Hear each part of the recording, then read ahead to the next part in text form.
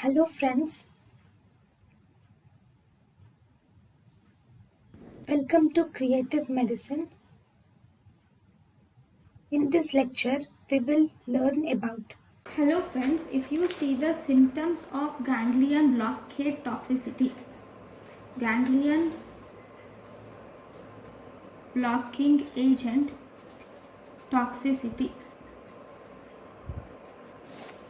Ganglion blocking agent will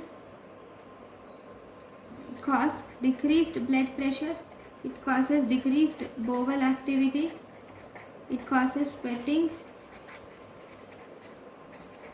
it is also a parasympathetic system present in the pupil, also causes mydriasis,